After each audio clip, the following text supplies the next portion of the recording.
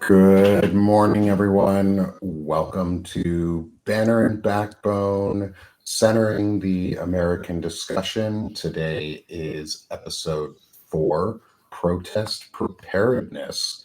Yeah. And I'm Nick Parrow, joined by my colleague and co-host here at Banner and Backbone, Shane Yurick, who I just moved up into the top.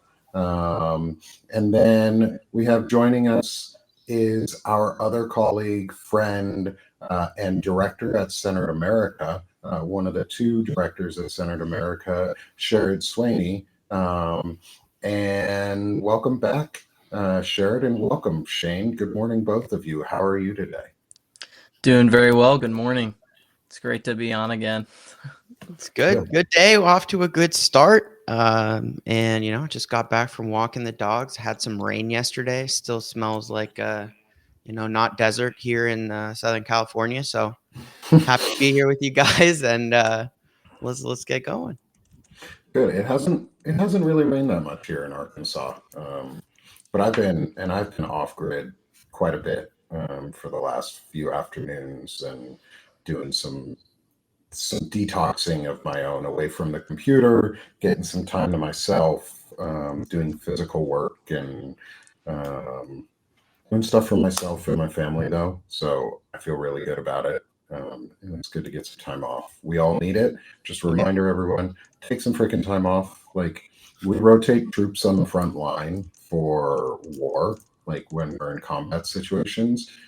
They want to treat this like a combat of some sort. So we then need to see ourselves as soldiers of freedom or freedom fighters, or similar to our founding fathers who were freedom fighters. We go on offense, and we stick to our causes, and we fight for our freedoms.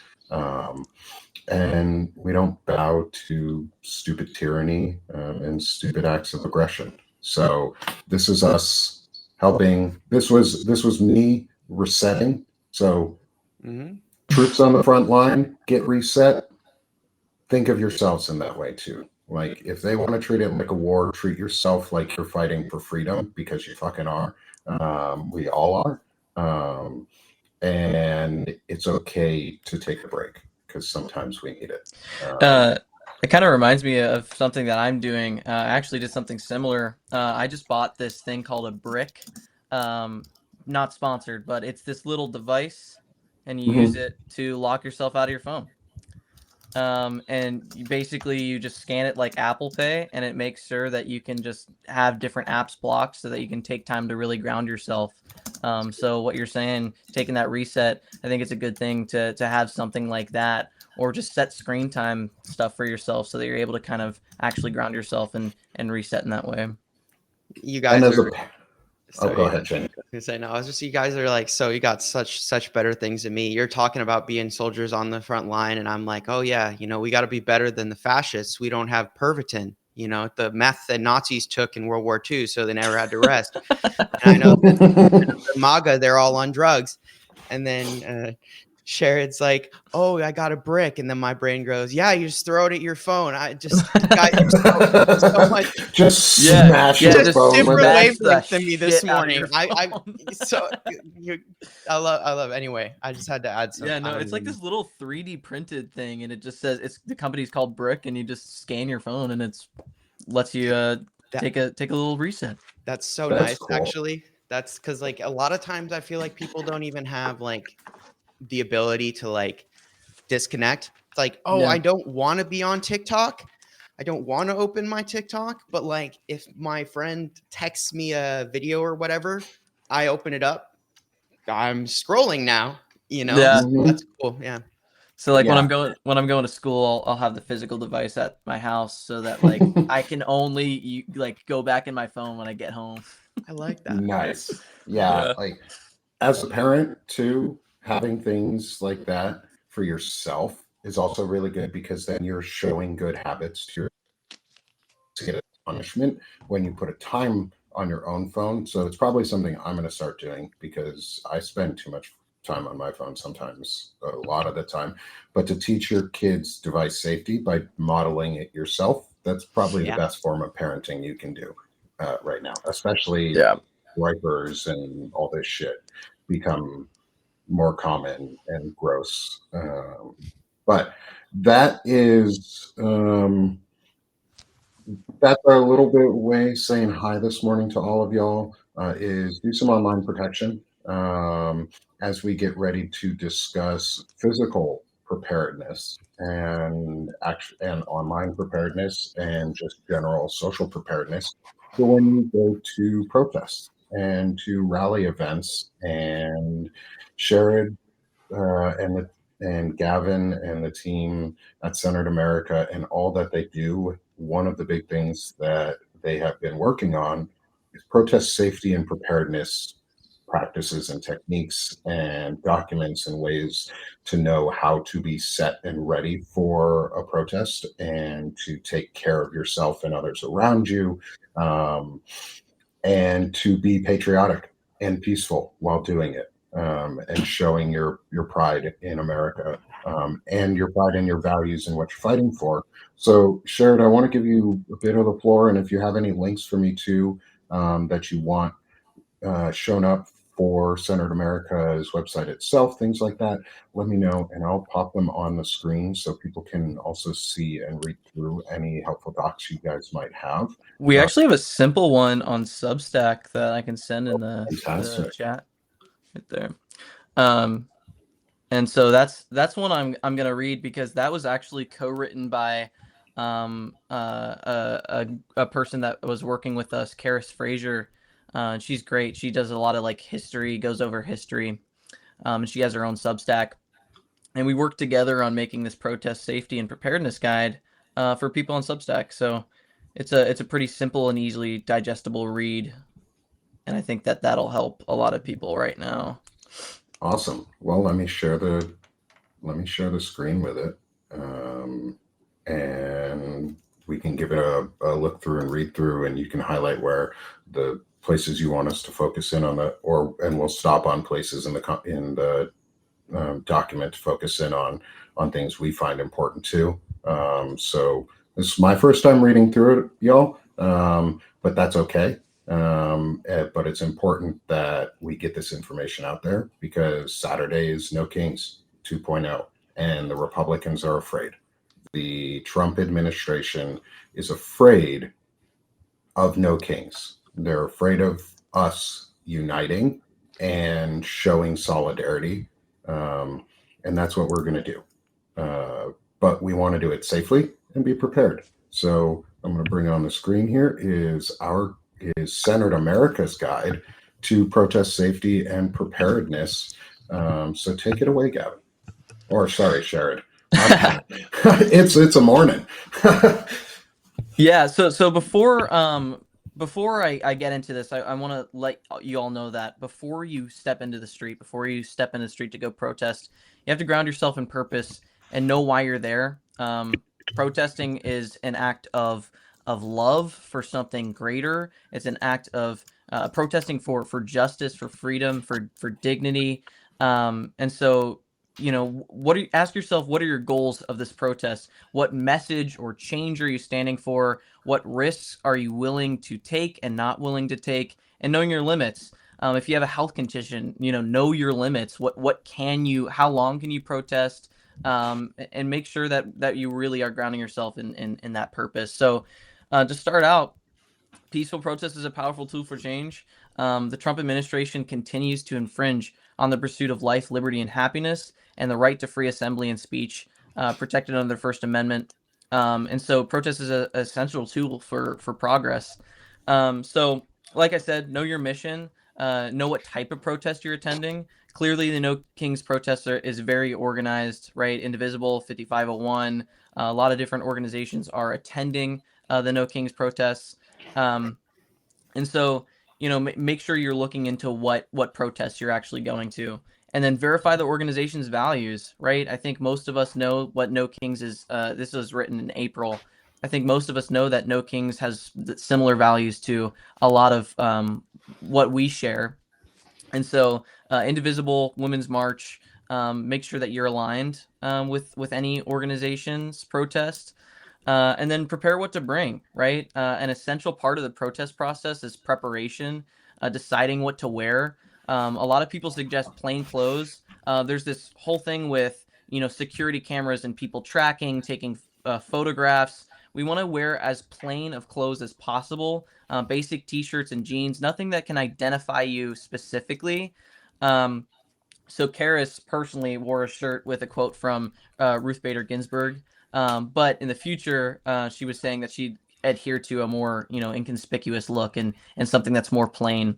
A lot of people recommend wearing sunglasses and a hat to obscure your identity. Anything that you can just use to keep yourself plain.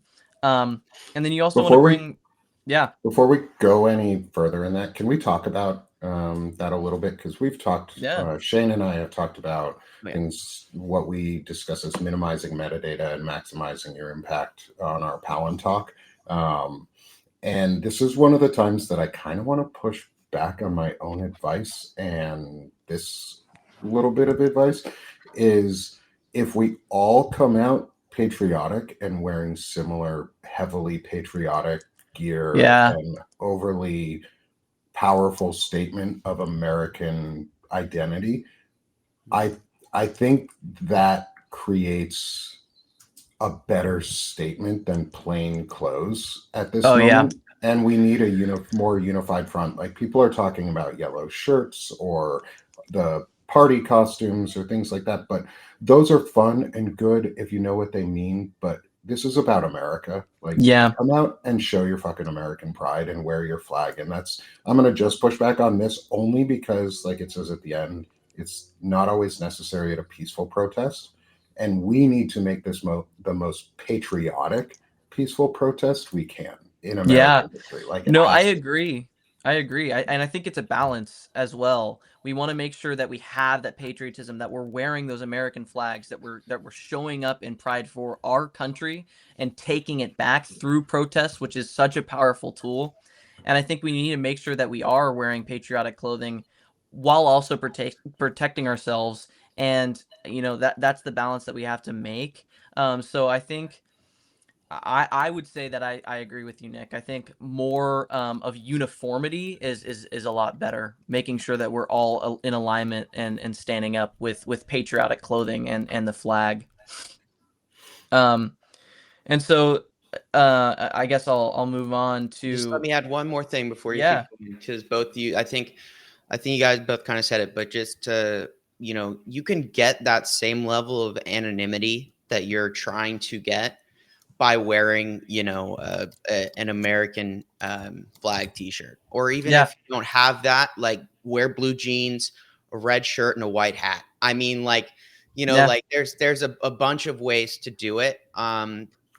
But like, to Nick's point, um, one of the core things, I think behind having this centralized like message with behind our wear is unity. And you can have anonymity in unity. Even like everyone would say, oh, like, I'm not gonna lie, like, I think the fact that in Portland there's armies of blow up frogs standing up to ice, I think that's I think I that's funny as shit. I think that's the those best videos are thing ever. hilarious. I think it's the best thing ever. And you know what? If you have a frog costume, then Bust it wear an out. American flag as a cape, and then go as a flag, and then go as a frog. No, I'm really against the flag as a cape thing because Oh, you are?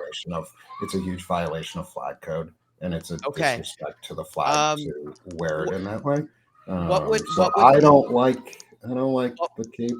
Put it what on would a you have friggin' heard it pole, be? man. Bring it on a pole. Bring your Put flag a on a flag pole. on a flagpole. Like, they Okay. invented There, flagpoles.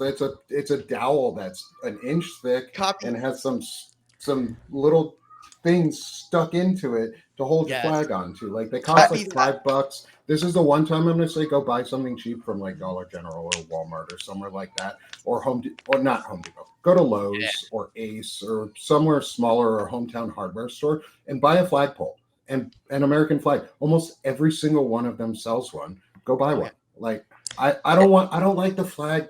I don't like wear it. Like, this isn't wearing a flag. This is wearing stars and some stripes, but it's not a flag shape. It's not a flag design. But wearing the flag just feels wrong. Absolutely. Yeah. No. Yeah. So, but also, I've seen videos of those people in the frog costumes. They are pepper spraying and gassing the inside of the air hole for the costume. So I want to make sure people are aware of that as well. That we don't know what these protests are going to mean for aggression from the other side, from the aggressors, right? And so it's definitely going to be something that we have to think about when we're going to these protests, is having that balance of unity, patriotism, as well as making sure you're protected and making sure that you know your surroundings. Yeah. If you think that there is aggression happening, take that costume off, and because they can use anything against you. Yeah, And then and also someone, before we go on, yeah, to cut in real quick, someone said in the comments, Courtney, is she asked, would flagpoles be interpreted as weapons? And my statement on that is, as someone who flies a flag and has gone to protest multiple protests now with a flag on a flagpole, is I would never describe a flagpole as a weapon. It is an abuse of the use of the pole of a flag, specifically if it's holding up the stars and stripes. Like there's regulations on how those things can be used. Like you can't let it touch the ground. If you're using your flagpole as a weapon, your flag is probably hitting the ground and you're doing something wrong in way different ways.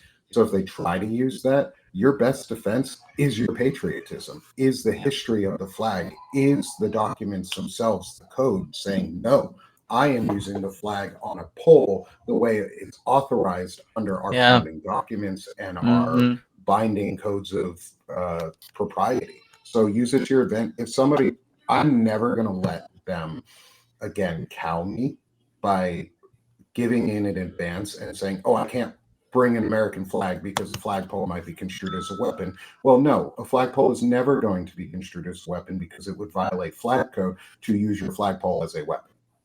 And if they want to go that route, then fight it. Come at me. Come at me, bro. I will defend that to the end, and I bet there's a lot of lawyers out there who would too. So I'm gonna, just to interject on that one before we go any further, is do not obey in advance by giving up your patriotism. Go out now stronger than ever. If everyone's just marching with a flag and a flagpole and waving American flags and singing patriotic songs, shoot at you with non-lethal rounds or chemical weapons, that is going to make the fucking news. And that's part of the point, is it's a statement. Part of the being prepared is you have to understand, like Sherrod said, is there might be consequences of actions. That's why we always say peaceful and patriotic, because you are not doing something wrong by going out and protesting peacefully and patriotically. But if there's violence and things like that, you shut it down, or you make sure that you are not part of it in any way, shape, or form. Yeah, and that goes back to know why you're there, right? Know that in the history books, how will this look? And what will it appear as when you are holding a flagpole, you're holding the American flag, and they are shooting at you with non-lethal rounds, right?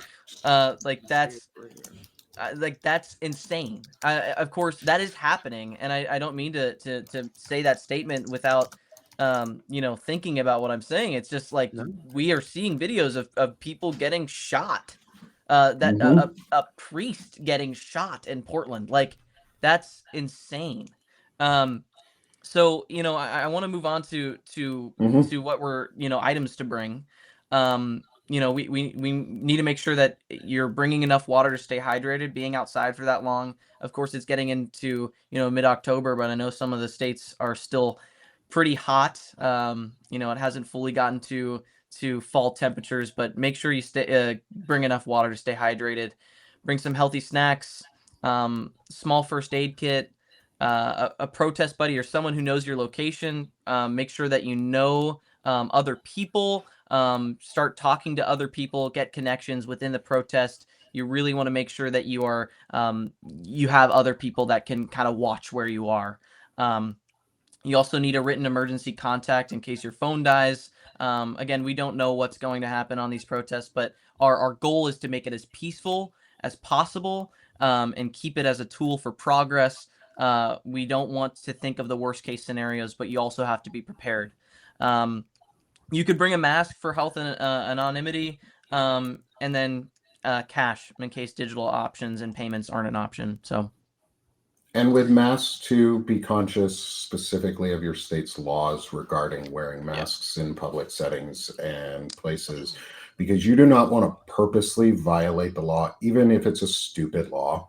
Like, don't go purposely inviting trouble, because they will use, a fascist regime will use any excuse possible to crack down on civil liberties as quickly as possible, which means do not let them. Someone said also bring a whistle. Bring a whistle. Those are good things. Something that can be really loud in case you need to make a lot of noise. And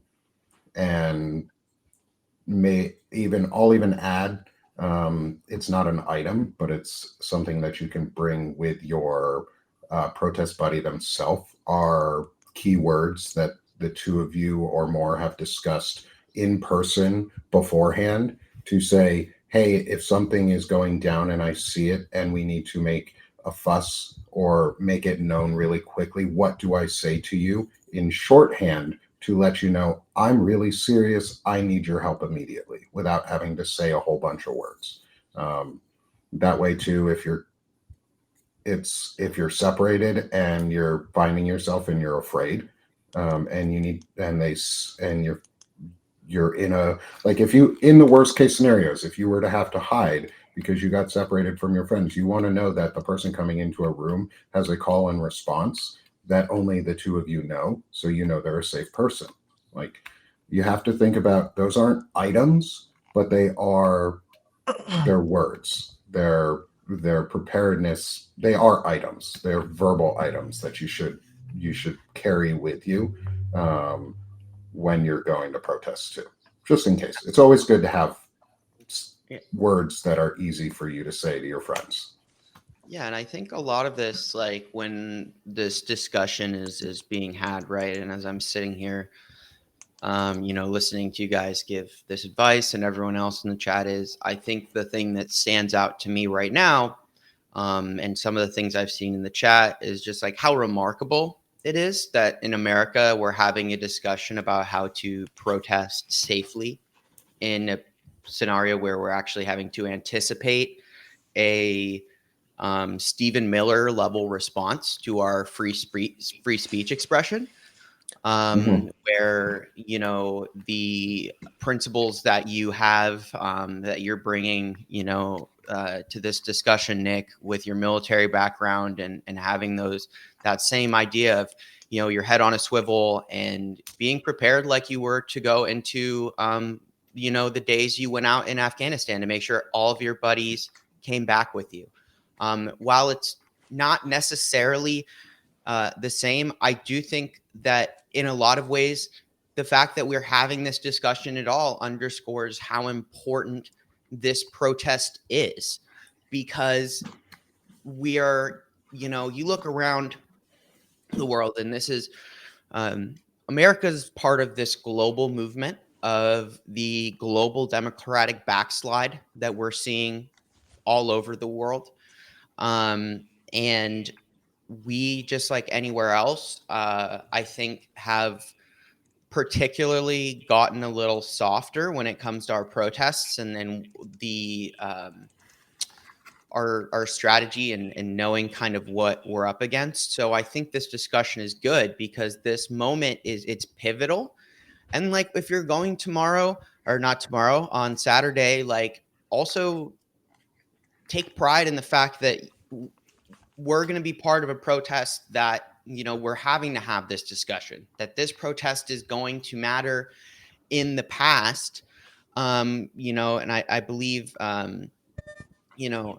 Sherry, you said something along the lines of like how history is going to look back a little earlier, but history is going to look back on this protest, and it's going to be a big one. So let's make sure that we go to this protest prepared to say, when we look back and say, yeah, this was one of the pivotal moments in the history of modern America where people had to really do their due diligence. They couldn't just take going out into the streets and protesting for granted. They needed to have these safe words. They needed to have positions to meet in advance. They needed to be ready to potentially face non-lethal rounds, less than lethal rounds against, authoritarian police who are trying to dissuade First Amendment expression. So, this is all very, it gives me the feeling of historical significance that comes along with preparing for this protest and what we're seeing. Just wanted to add that. Yeah. And as a quick way to build on that too is I think it's actually our civic duty to prepare people for protests, just in general. We should always be prepared when we go to protests. And yeah, Shane, I fully understand the thing what you're saying about how it adds a weight to it that otherwise wouldn't be there. And I think going forward, we could make this the norm of how we prepare for protests, even in peaceful times, because then you know how to protest safely and properly, and everyone should know how to do that anyway.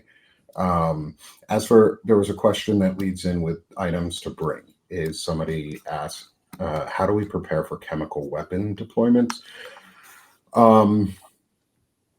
Bring a scarf or a medical face mask of some sort that you can whip out if needed, but bring a scarf that you don't wear, and whip it out if it's needed to cover your mouth and your nose and protect your face, so that it's very obvious that the only reason you are using a scarf is to protect yourself and not as a way to shield yourself from litigation, because they're going to use it whatever. They're going to try and litigate people, and it's not going to be from small towns in most parts. Like, it's going to be places like LA that, or in big cities, or Chicago, or even Detroit, or Little Rock, or Memphis, or places in Texas. They're going to look to do provocation at larger events.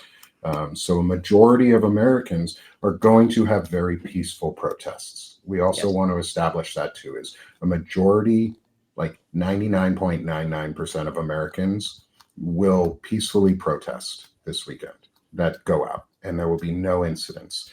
The other 0.0001%, the small percent that could make this a problem, this is where we need to be prepared to on the next step of how do you shut it down. And we will probably get to that, but how to safely shut down instigators from turning it into a mob from a protest. But we'll come back to de-escalation as towards the end of the discussion or later on. I have one last thing before we go really quick, I think, to add that, and I don't know necessarily where this would fit in, so if it goes in better, but I think one of the things, like you said, a lot of these protests are going to be peaceful. The vast majority are going to be peaceful. So one of the things is a phrase I like is, prioritizing impact, right? ICE is going to do the same thing. Homeland's going to do the same thing. They're going to prioritize their impact. At the end of the day, they only have a finite amount of resources, and they're going to pick hot flashpoints to escalate where they can get the most airtime, the best footage, the most advantageous to them. So in a lot of these places, it's not going to be violent. There's not going to be any chance of violence.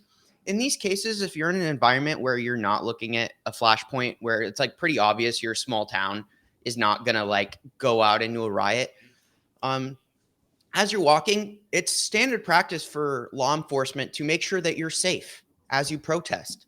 And as long as the environment is safe and conducive to do so, like show the people who are protecting you how appreciative you are that they're standing next to you, that they are walking beside you, that they are making sure that you are safe while you express your First Amendment rights.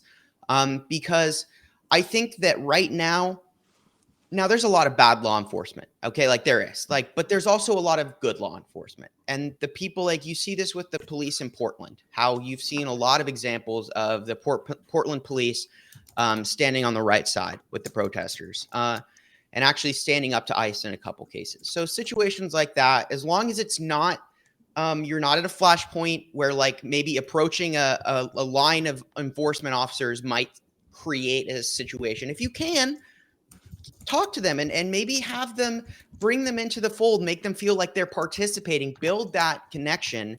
And it's just overall going to strengthen, the position of your community, because last thing you want in times like this is to be at odds with the enforcement who are supposed to protect you. Even if, maybe the whole anti-authority thing right now, the law enforcement is bad. It's better if we give, roughly, if you're there walking with us to protect us, let's give you the benefit of the doubt until you start shooting at people with less than lethal rounds or pepper spray or tasing people. Assume they're there to protect you because that's what they're supposed to do, and thank them for that. Yeah, no, I agree, Shane. I think that, a rise in law enforcement, you have to stay cautious because tensions could be rising. And we go on in the protest preparedness and safety guide, we talk about that a little bit. But that doesn't mean that all law enforcement are going to be on the wrong side. So you just have to be cautious. Also, it's the difference between the BLM protests and January 6th, which, for the Black Lives Matter protests, over 90% of them were peaceful, and they took advantage of those little hot points to bring that to the media. You can research it. It's over 90% were peaceful, and J6 was completely non-peaceful. It was violent. They attacked Capitol Police officers. People got killed, and so that's the difference between those protests, one for an actual cause, a police brutality on Black individuals, and one that was for something fake, something that wasn't rooted in reality, which is the certification of the election results. Trump saying that the election was rigged. So that's the difference between those, and we have to make sure that we're as peaceful as possible so they can't abuse those flashpoints and make it look like we aren't protesting peacefully. We're not going to this protest to, commit chaos. We're going to this protest to bring justice to what's going on right now. And that's the most important thing that we have to remember. And so I want to get into legal and safety tools as well. We want to make sure that you have resources. So there's the National Lawyers Guild for legal support, and then there's the ACLU Protesters' Rights Guide as well to keep you legally supported. The ACLU can actually help you as well, and you can reach out to them. And so those are really great tools. Nick, I have a question for you, going back to the mask thing. A lot of people in Central America are debating on whether they should bring a gas mask to the protests.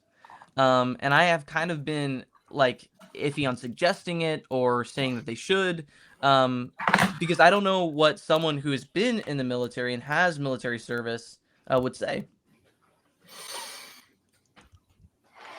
I would hesitate to ever advocate for people bringing gas masks only unless, sorry, let me start that over. I will add some caveats into this statement up front. Is if you have a disability that is you have a breathing disability or a respiratory issue, and you know that if you were to get hit with a chemical weapon of some sort and it could kill you, bring a gas mask, because that's for physical and health safety. That is your safety, and it is your right to keep yourself safe, because you have the right to life, liberty, and the pursuit of happiness. That is a fundamental constitutional right that you have. And bringing a mask for safety like that is vitally important. That's your health. Don't let them tell you that you can't have, don't let people tell you you can't have a mask like that for safety if you have a real medical issue or respiratory issue that you could die from it. Most of us, though, do not. If you do not have a reason to have a gas mask, I would hesitate having you bring one, because the what Trump is trying to do and Stephen Miller are trying to do is inflame and incite violence by instigating the need for civilians to come out with more military-like weaponry and tools.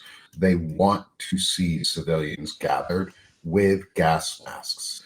They want to see civilians with guns if they can, because that gives them the impetus and the underlying rationale, which would then cover them legally for hurting people, because they can, as flimsy as it may be, it would give them just enough legal cover to say, see, they were preparing for this violence. They encouraged it. They came. And it would be wrong, because it's again victim blaming. But I'm just saying, don't bring a gas mask unless you really need to. Don't bring things that look militaristic unless you need to. Unless you are in a service and you're wearing a hat or something that says like Army vet, Navy vet, World War II vet, Vietnam, Iraq, Afghanistan, something like that. But that's why I say bring a scarf. Is bring a heavy scarf, like a any sort of heavy scarf that you can. Put it in your bag and bring that, because that can act as an impromptu face mask and gas mask, and it's much more conspicuous or inconspicuous, and it's much less likely to make you stand out.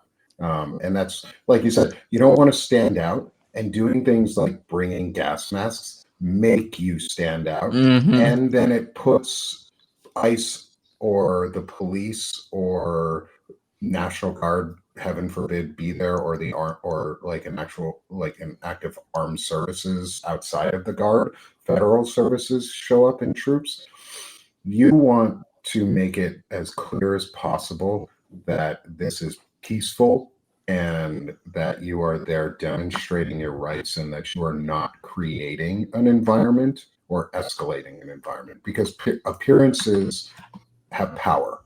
And the appearance of us coming all prepared without gas masks and without the threat of incitement or retaliation in some way, it's less likely to happen. Because again, we're trying to do this peacefully and patriotically. But I said at the beginning of that statement was, if you have a medical need for one, you have a respiratory issue, or say you know that you are allergic to gases and types of things, because there are allergies for them and they can kill you, then absolutely bring a gas mask, because it is a medical device and you can easily advocate for yourself with a lawyer for that if the time comes for it. But don't invite violence by making yourselves look militant in some way. Yeah. I think this might be a helpful, and this is my thought, Nick, and definitely push back on me if this is wrong. But I think what we've gone through today, there's a lot of things you're going to want to bring. Okay. Like maybe you do have a flagpole and you're carrying a flag. What if you don't want to have it up the whole time? So for the most part, you're bringing food, you're bringing water, you're going to have a backpack. What Nick is talking about here specifically is that if you provide them with a visible, something visible that they can point to and say, they are probably preparing to attack us because they are wearing respirators. And that means they are prepared for the tear gas. So we have to assume, on the basis of they might be prepared for tear gas, we're going to have to use less than lethal rounds, because that, right? So, but what you can do is usually you're going to have a buddy. So one person is probably going to have a backpack. And also I think we talked about earlier, flashpoints. Consider where you are. If you're in a small town in Arkansas, you're not going to be facing down, a situation where you're going to be seeing a potential deployment of, tear gas canisters. Whereas if you are in Chicago, the chances of them using tear gas tomorrow in Chicago are really freaking high. Really, Yes. really, really high. So if you're in Chicago and you're going to go out and protest tomorrow and you have a buddy, don't wear the gas mask, but certainly stay close to your buddy and maybe have them have several gas masks in the backpack. You don't want to wear them. You don't want to demonstrate that you're going out with the intent of braving tear gas when they tell you to disperse, but you do and you should if you think it's likely you're in a flash zone, a flashpoint, be prepared. And you can do that by not visibly giving them the excuse, but having it close at hand if you need to protect your health and well-being. And I think it's finding a way to walk the line and be like, I'm ready, I'm prepared, I'm not, and yes, if you're in a zone that's probably not a flashpoint, I think the scarf would be perfect because it's very unlikely it happens, but you are prepared to get out and cover your face if you need to get away. If you're in Chicago, you're going to protest. It means you're there. You're standing up for your city against ICE, and you guys aren't moving. They've already invaded you. So you need to be ready to protect yourself peacefully, non-aggressively, but be able to stand your ground.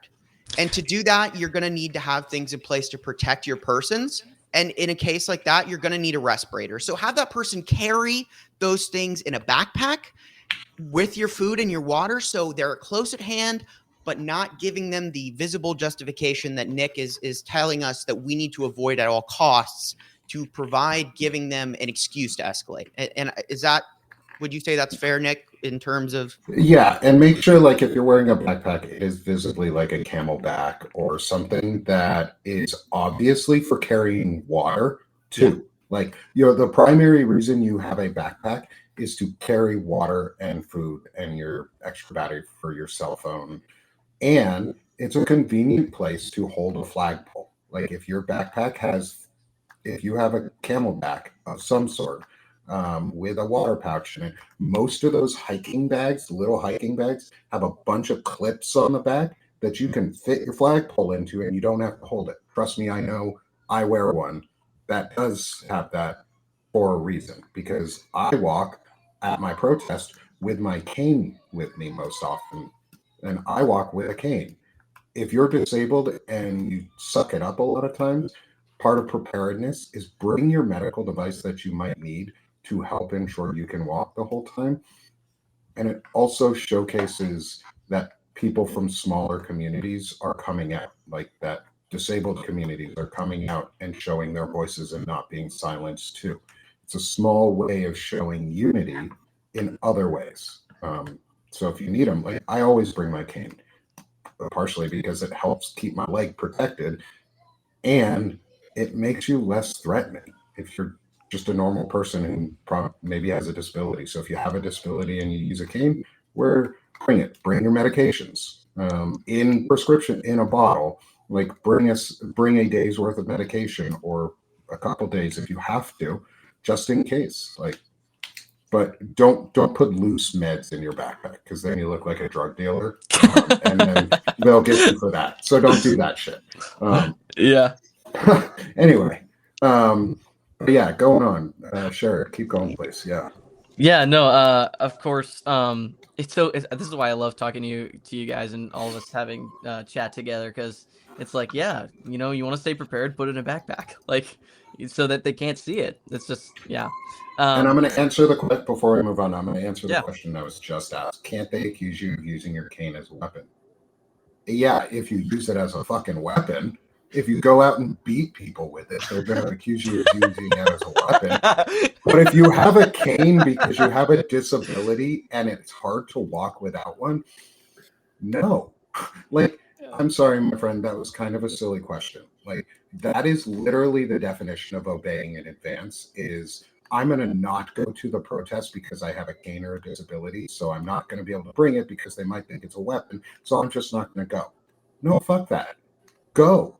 Like, show that you're a person. Show that you're alive and don't be cowed by the idea that they're going to try and use a flagpole as a weapon or as a cane. Yeah, except the funny thing about all of it, my friend, ruined is all of them wear body cams. If they're a police officer specifically, who are going to be the ones who are at the front line in majority of all of this, all of them wear body cams, and DHS wears body cams too. They've been proven to be liars. So don't let them cow you. Don't obey in advance by saying that they're going to try and accuse you of using a medical device as a weapon, or a flagpole as a weapon, or a backpack as a reason to arrest you. If everyone shows up with a fucking backpack and all your backpacks are just full of food, water, and candy and snacks, what are they going to fucking do? What are they going to be like? Oh my God, these people are so prepared with It's the Antifa phone bag. battery, the Antifa bag of candy. No, and like if you notice, none of the things that we have that are on this list are actual weapons. Nowhere in any of what Sherrod presented here says bring a knife or bring a weapon of any sort. Fucking don't. Like, do not that's do the thing, is it's de-escalatory if you don't have a weapon immediately. Like, you can clearly just go, like, if I'm walking with my cane and some cop comes up to me, I'll drop my cane and put my hands up and be like, hey, what? Can't accuse me of using the cane if it's on the fucking ground. So I don't let them cow you. I have a question, and maybe either of you who know the answer to this, please and share. But so, I saw earlier in the chat, and it was a good question. They were kind of talking about what to do if you have a plant who is trying to instigate violence, right? So you are doing your thing peacefully and patriotically, you are protesting, but you see someone who is actively attempting to incite violence or give the appearance of violence, trying to make it appear that there is a mob or something like that. What would you do? What do you do to protect yourself and those around you?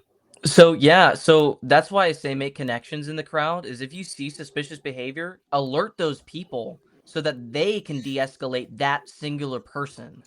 We want to make sure that if they see that person is going to incite or try and incite violence or is a plant, you want to make sure that other people are alerted in the crowd.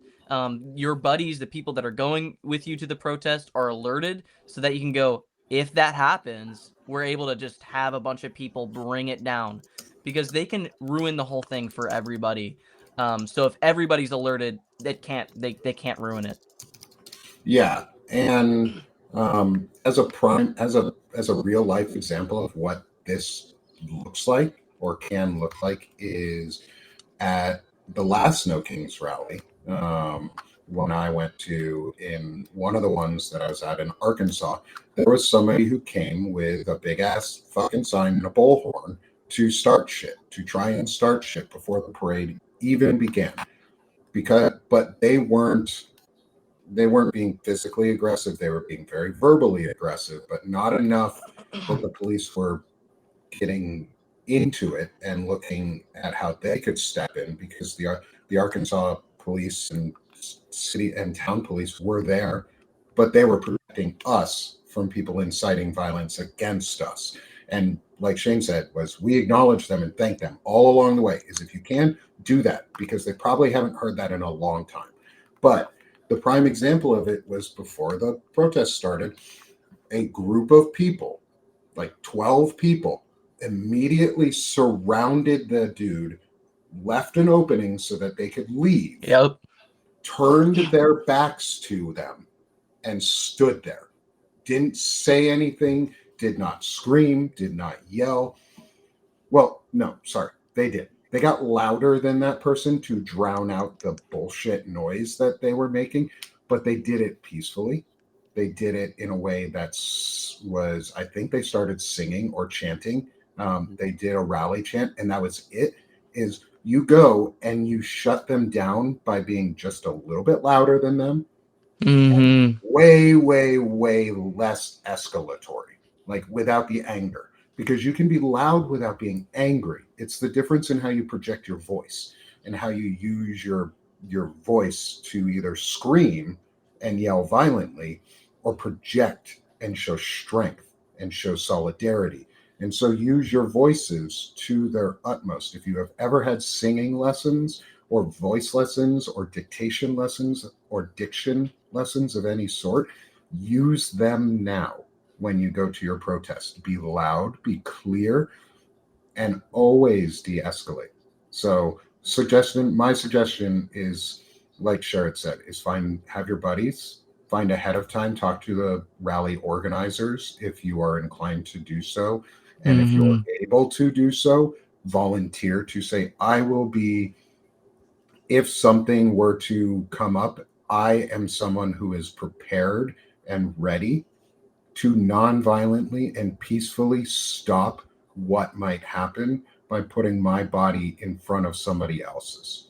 Make it known to the rally organizers that they have people who are there and ready to de-escalate, because then they feel more prepared too. They feel more secure that the crowd is pre-prepared for de-escalation and not incitement.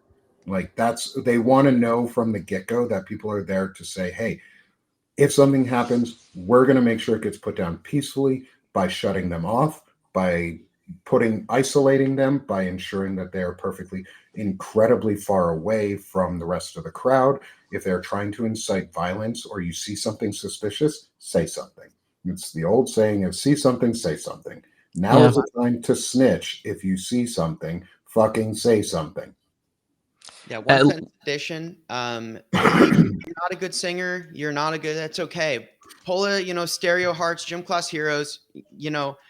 Boombox on your shoulders. They're screaming. They're trying to incite violence. Pull out your speaker and blast "Fuck Donald Trump." It just don't whatever song you want. But blast music. Music is. Bob Dylan wasn't a good singer either. He still isn't. Just play some music, and no one can scream louder than a really solid Bose speaker being held right next to their head. So not super close, but just hold it up and play some Taylor Swift, do some, drown them out. And to the final piece of that is, if you are in a position to go live on a social media network, when something is happening, is go live, is document live. Yeah. Like people are saying, bring cowbells. Yeah, cowbells, kazoos. If you have any of them from back in the old World Cup, the vuvuzelas, the sticks that you fucking beat together, and the long ass mini trumpets. Like, if you got that shit, sure. Bring my didgeridoo. Bring your didgeridoo. Well, maybe. I mean, if you want to shake them to death, vibrate them off the playing field. A jaw harp. Bring your harmonicas.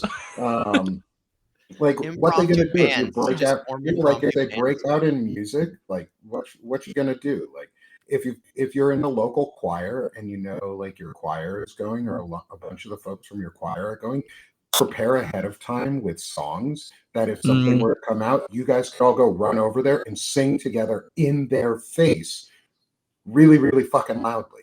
Like Amazing Grace. Just sing Amazing Grace at these people. Or like anything, just anything super pro-American or fun or culturally relevant that isn't shitty. Like Fuck Donald Trump. Great song. Have it on repeat. Download it so that you can easily play it on repeat where you might not have signal. Yeah, let love be louder than the hate, right? Like that's the biggest thing I want to say as well, is just like, if there's someone that's trying to incite violence, let love be louder. Play the music, scream loud, Okay, we're reaching the top of the hour, and I want to make sure, because if you're okay, both of you, if you have a little bit more time, I'd love to stand for a little bit longer to go through the full guide. Sure. I got 10 more minutes if that works for you guys. Yeah, whatever you got. I'm glad to take it. Oh, yeah, steal YMCA back, because Donald Trump loves that song.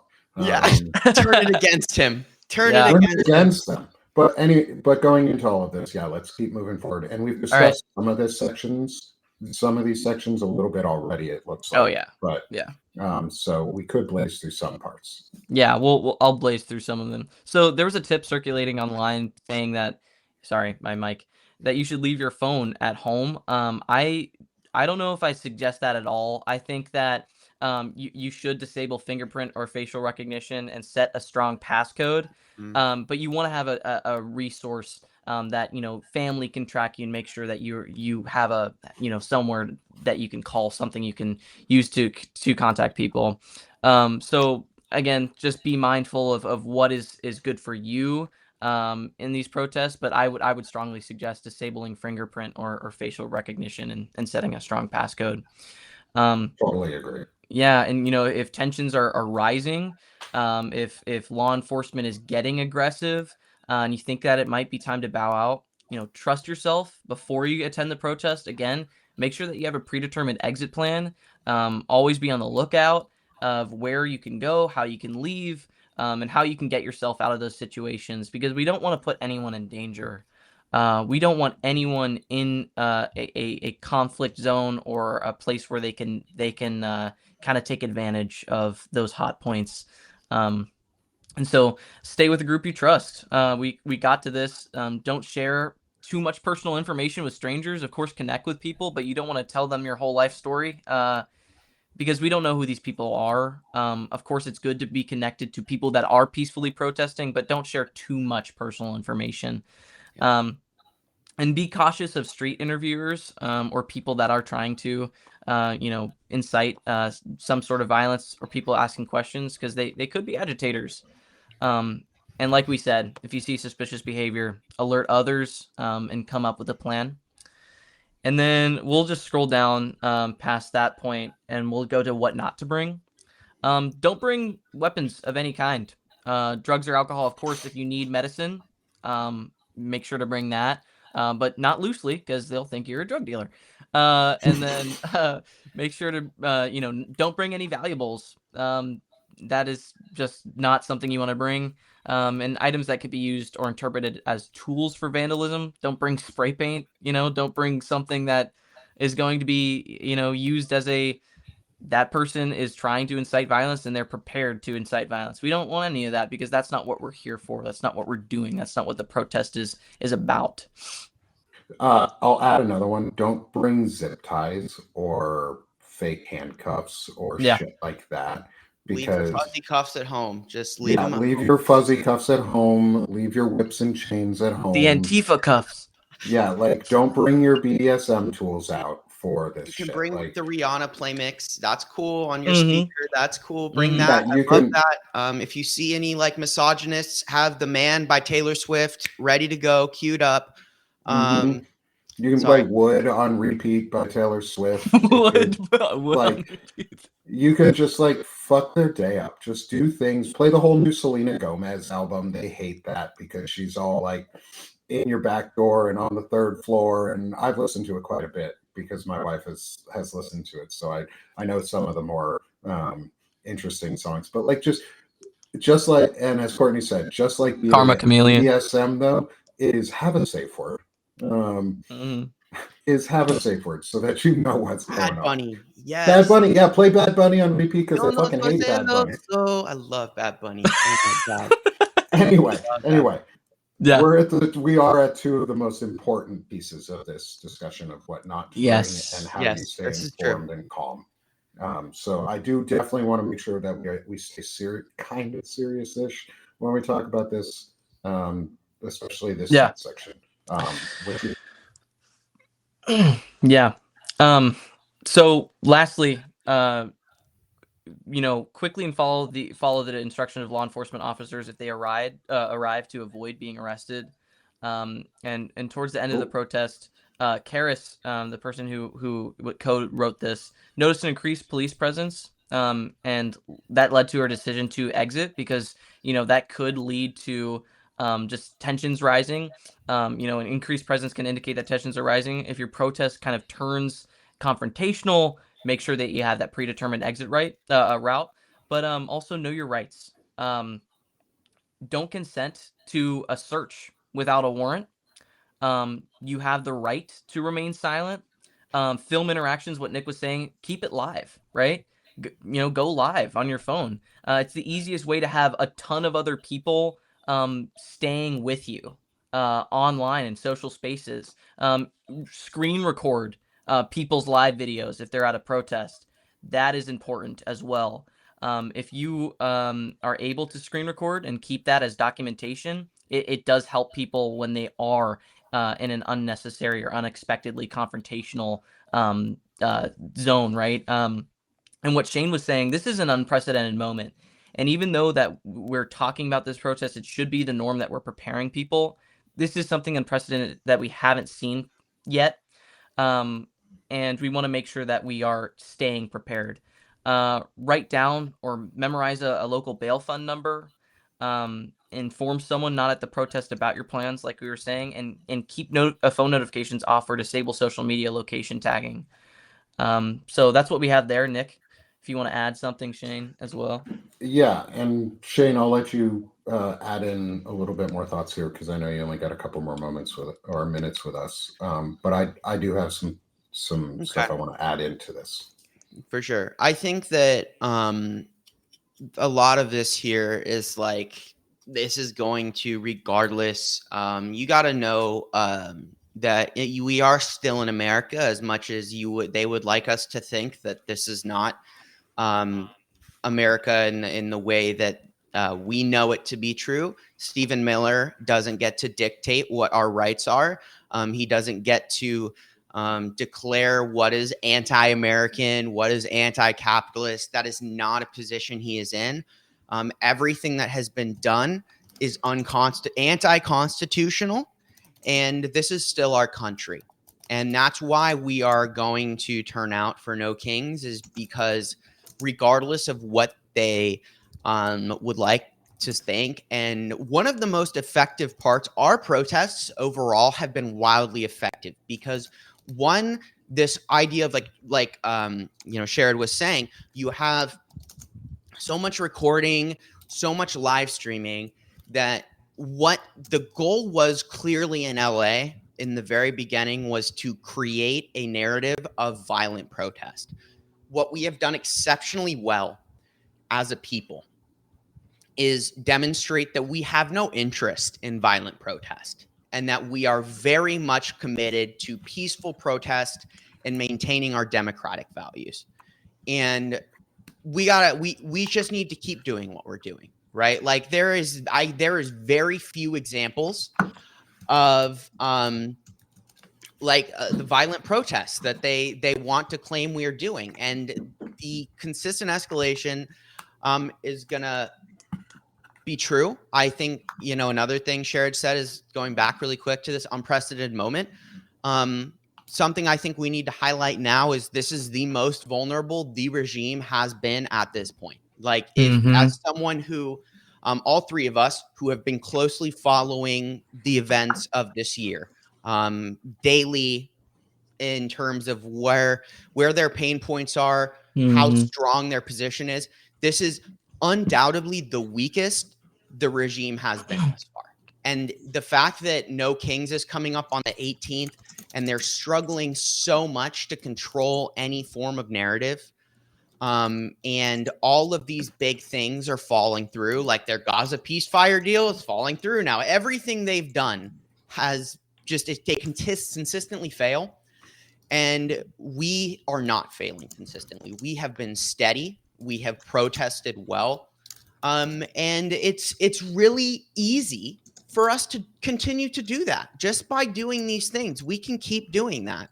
And we just, stay committed to that. It takes more courage to be nonviolent in the face of violence than it does to react. Like, I always think back to the marches of Martin Luther King, and when they were met with fire hoses, and they were met with bully sticks, but they linked arms and they kept marching. And that is what we need to do in this moment. We need to link arms. We need to keep marching, and we need to be defiant. And that is where we are. And I would say that, if anything, in this moment, take heart. As someone who, as we spend our days following this regime, constantly exposing their lies. I think everyone in this call right now would agree that this is the strongest position we the people have been in thus far. Yeah. And we need to keep that momentum going. And lastly, I think if I've just been sitting on this, so I have to crack one more funny before I go, is if you want a really good example of what not to do, go and watch the movie Hot Rod. And there's a scene, the end of the movie, where they're all singing, and then it suddenly turns into a riot. Just don't do that. If nothing else, just go to YouTube and Google Hot Rod, like riot scene. It's just I just love that movie. It's one of my favorite movies ever. I'm plugging Hot Rod. Also, go watch Hot Rod. Everyone needs to laugh a little bit. So it's super good. But I thank you guys for having me on for this chat. Thank you everyone in the chat for being here and wanting to prepare for this historic moment in our lives, because it is historic and we all get to be part of it and we all get to look back. Nick gets to look at his children later down the line and tell them that, he marched for their future. Me and Sherrod, we get to look back to our family, our kids, if we have them, and say the same thing. Like, this America that you live in was something that we had to protest for, that we had to march for. And we did it. And let's do it. At the end of the day, stay the course, and be defiant, keep burning bright, and we will win. So thank you guys for having me. I do have to drop out. I got to prepare for the show later today and write a couple things, but it's been awesome, guys. And thank you everyone in the chat for being here today. I'll see you later. Man, I love Shane.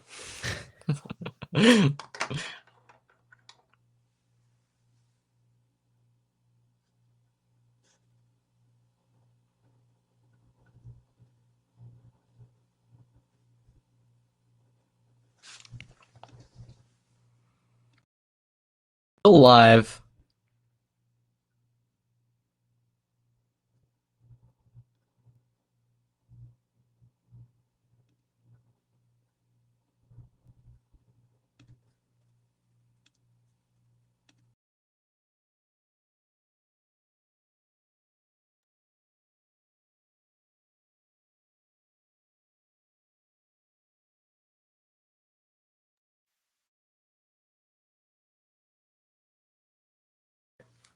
We're back. Okay. I don't know what happened. Hold on. There we go. I don't know if anyone is here with us. Hopefully y'all are internet out for a second. Sorry about that. Hopefully anyone is here in the chat, please. Please stay in. It's black on the screen on the Substack side, so I don't know if we're off Substack Live anymore. I think we are still live. I just have frozen. Hey, CP join. CC just. Your audio's going in and out a little bit though. Can you hear me at all? Can you hear me now? I can hear you. It's kind of like waving. Okay. It's my headphones have been weird. Is it better now? Yeah. Okay. Well, my headphones and my internet decided to just take a shit. It's all right. Yeah. So apologies for losing Shane right in the middle of what he was saying. Glad you are all still with us, though. I wanted to close out the conversation or start wrapping us up here. But the big piece was filling in on the emergency preparedness part. I just wanted to also say is if you're a larger platform and a larger creator or a creator on platforms, it may be harder to limit exposing location, because you're more likely to say something about where you're at and reporting from, where you're live from. So some of these suggestions are more pertinent to those who are not creators, and not planning on being creators in any way. It's ways to keep yourself more anonymous, or disabling the phone notifications and location tagging for those types of notifications. Those definitely, but don't be afraid if you're a larger creator to talk about where you're actually reporting from, Yeah. because otherwise it doesn't actually have a lot of meaning. Like, that's one of the reasons I will say when I'm at my rallies which one I'm at, or roughly where I'm at, so that I can say that I'm participating, and people who know me will be able to find or follow me. Um, but if you're just a normal person who's not planning on creating, just going out there to do your civic duty and being a citizen or participating in the democracy, is definitely don't announce your locations. That's a big emergency preparedness, is keep yourself protected as much as possible, unless it's super obvious where you are, because the historic landmarks or things, or very visible landmarks around, and then it's really hard to protect what you're saying if you're going live, just on other events. But you can do little things. Minimize that metadata, for those who don't want to add extra data points that can be collected. Um, but otherwise, I think this has been this was an incredible guide to go through, um, because it's given a lot of things to think about, and easy ways for us to be ready, and have a good discussion on what safety might look like, or how to handle situations if they arise and escalate, and how to de-escalate. Um, I think just my biggest final piece to say is always seek to de-escalate, and that is the most important act you can do if if tensions begin to rise for some reason, is to de-escalate the situation. And like Shane was saying, it takes more courage to de-escalate in the face of fear and violence than it does to be violent back, because that's the easy response, that's the easy out. That's what they want violence. It's not going high or low. It's doing the right fucking thing. And that is peacefully and patriotically protesting. So, Jared, I want to give you a second here to give your last thoughts too, and make sure everybody knows where they can help support you and the work that you do at Centered America. Yeah. As you were saying, Nick, I think that the risk that we take as creators is that we know that there is a risk. And so we know that we are sharing our location, or we have a little bit more of vulnerabilities to this regime. So the protest safety and preparedness guide is mainly for people that aren't, creators. But if you are, this is the risk that we are taking, and we're actively taking every day, and we know that. Because we care about this country, and everyone else also cares about this country, and we want to make sure that we have everyone involved, big or small, right? That can help really aid this protest, and use it as a tool for progress. For ways you can support us at Centered America, we just redid our website, centeredamerica.org. We have tons of stuff updated. We have our issues tab is completely updated, as well as you can start to pre-order our shirts and merch, where you can wear it at protests. It is patriotic. We have the red, white, and blue color logo, but it's also very simple and plain, and so you can wear that at protests, and it funds care packages for veterans and marginalized communities. You can also find us on Substack, Centered America. All of our social media is just Centered America. If you look it up, you'll find it. Awesome. Thank you, Sharon. And please become free subscribe with Centered America. Sharon and Gavin are awesome. They're doing incredible work. And I'm looking forward to having some discussions with them here coming up, continuing this discussion as always every week, but having some additional discussions with them around some of the right-wing pipelines and youth indoctrination. And so please support their work. They are doing incredible things. Today's entire presentation was because of them and was based around the work that they have helped support. And it's important to know your rights and your preparedness, and they're doing the best at it, or some of the best at it. And I also like the fact that they're younger guys who are doing this, who are showing that there is a future in democracy and a future for a constitutional America. And so I'm proud to work with you guys. We are proud to work with you.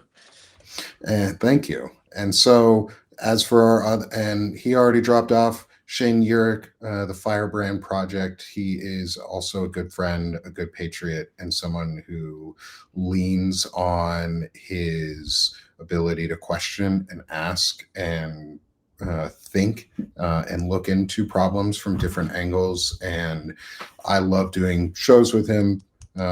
Please support his work. Free or paid subs go a long way for him as well. He's making it full time, so help make him be able to be full time with all of us and get more Shane time. Next, myself, please support me. Free and paid subs are welcome. I'm doing a 20% off sale for the month of October, but that's my home for sometimes less political news and sometimes a lot more on the disability and awareness side. Plus, it's where I do my poetry. So please come hang out, read some poetry, get some, and get a little bit of a break at times from the politics. There is a new poem coming out here shortly. I'm just finishing it up and look forward to getting that one published. And then finally, please support the network itself, Banner and Backbone. We are a rapidly growing space. We just hit over 2,000 subs, free subs with the network. We're over 100 paid subscribers. You guys have really helped build Banner and Backbone up quickly and in a very natural way, and we love it. We love the support, the help. Please share and come back for more. And I'm Nick Perro, giving you guys the ending of our day. This has been the presentation of Banner and Backbone, centering the American discussion with Centered America. And we hope all of you have enjoyed your time with us. We'll be back next week at 11 a.m. Eastern, 8 Pacific, I think. Yeah, that's so. 3 hours behind. Yeah, 11 a.m. Eastern, 8 a.m. Pacific. Join us on Wednesdays for this continued discussion as we strangle and pull the Overton window back into a place where it should be, so that we can live in a society of freedom and equality and rights where everybody has the right to pursue liberty, justice, and happiness and live without fear. So thanks, Sherrod. Appreciate you. Appreciate everyone in the audience. Thank you for all your great questions, and we'll see y'all next week. All right.